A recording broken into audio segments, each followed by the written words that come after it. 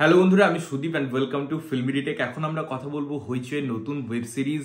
বাংলাদেশের কাজ, যেটার নাম হচ্ছে মুবারকনামা। তো বেসিক্যালি এই সিরিজটাই আমরা একটা কোর্টরুম ড্রামা দেখতে পাই এবং এই ট্রেলারে যেখানে দেখানো হয়েছিল একটা মেয়ে যে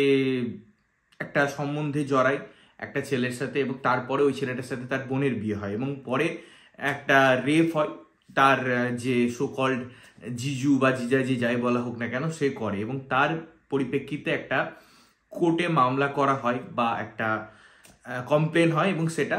মুবারকনামা বা একটা উকিল করে এবং তার পরিপ্রেক্ষিতে যে কোর্টরুম ড্রামাগুলো হয় সেটা কেন করা হয়েছে, এরপরে ক্যারেক্টার অ্যানালাইসিস করা একটা মেয়ের, সে কেমন মডার্ন যুগে সিগারেট খায়, মদ খায়, তার ব্যাগ থেকে কন্ডোম পাওয়া যায়, এক্সেট্রা এক্সেট্রা, এবং তার ফলে এন্ড পরিণতি কি হয়, সেই মামলাটা সে যেতে কি না যেতে, এটি নিয়ে বেসিক্যালি স্ট্রাকচারটা তৈরি করা হয়েছে। এবারে এই সিরিজটা কেমন লাগলো এটা বলার কোনো জায়গায় নেই, বিকজ আমার মনে হয় এই সিরিজটা একটা প্যাথেটিক সিরিজ এবং 5টা এপিসোড শুরু থেকে শেষ পর্যন্ত আমি ভাবছিলাম যে কখন শেষ হবে, বিকজ যে ঘটনাগুলো দেখানো হচ্ছিল এবং উকিলের একটা পাস্ট দেখানো হয়েছে যেখানে সে একটা ভুল করেছে বা একটা সিদ্ধান্ত উপনীত হয়েছে যেটা টেকনিক্যালি ভুল ছিল, করানো ছিল, এবং সেই জিনিসটাও এত ক্লিশেভাবে প্রেজেন্ট করা হয়েছে, প্রেজেন্টেশন ধরন যেটা বড্ড হাস্যকর। এবং বাংলাদেশের কাজের আমি সবসময় খুব প্রশংসা করি, বিকজ তাদের ওয়ে অফ প্রেজেন্টেশনের কথা বলি, তাদের ট্রিটমেন্টের কথা বলি, তাদের সাবজেক্টের ধরনের কথা বলি, চরিত্রায়নের কথা বলি, প্রত্যেকটা খুব আপ টু দ্য মার্ক হয় এবং সেক্ষেত্রে এই কাজগুলো দেখার পর মনে হয় যেন আর কোনোটাই ওয়ার্ক করছে না। এবং হইচইয়ের ক্ষেত্রে স্পেশালি সেটা এপার বাংলা হোক বা ওপার বাংলা, দুই জায়গা থেকেই একদম যাচ্ছে তাই কাজ আসছে এবং এটা একটা পিঙ্ক এই ধরনের সিনেমার একটা সস্তা ভার্সন এটাই মনে হয়েছে, because end of the day ওই মেয়ের যে মেসেজটা দিতে চেয়েছে, না কে না, নো মিনস নো, যেটা অমিতাভ বচ্চনের গলায় একটা ফেমাস ডায়লগ, সেটাকেই একটা ঘুরে ফিরে প্রেজেন্টেশন করা হয়েছে, সিসিটিভি দিয়ে ফাঁসানো, সেটাকে ফাঁদ পাতা, মানে যেভাবে দেখানো হয়েছে তার মায়ের বা কাজের মেয়ের রোল, পুরো যে জার্নিটা, ইনভেস্টিগেশন প্রসেসটা দেখানো হয়েছে, যেটা উকিল করছে, যেটা পুলিশের কাজ, এখানে পুলিশের কোনো ইনভলভমেন্টই নেই, অথচ একটা কেস চলছে,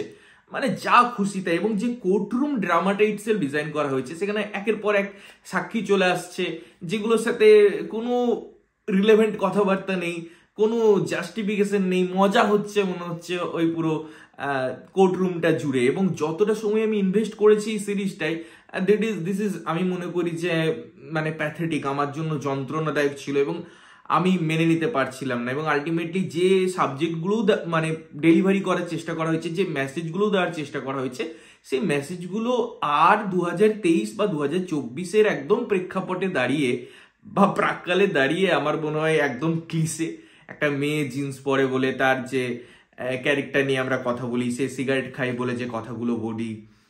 যেগুলো সমাজ বলে, এগুলো আর আমার মনে হয় এনক্যাশমেন্ট করার কিছু নেই, বিকজ আজ থেকে 10 বছর আগে এই ধরনের কাজ যদি আসতো, লোকে তাও ভাবতো চলো একটু সমাজকে আয়না দেখানোর চেষ্টা করছে কন্টেন্টের মাধ্যমে বা অন্য কিছু করার চেষ্টা করছে। But this is ridiculous, pathetic আমার কাছে একটা সিরিজ। আমি যত এর নিন্দা করব আমার কম করা হবে, বিকজ সত্যি বলতে আমার ট্রেলারটা দেখেই মনে হয়েছিল যে এটা সেভাবে ওয়ার্ক করবে না। আমি ট্রেলারের ক্ষেত্রে বলেওছিলাম যে এন্ড অফ পরিণতি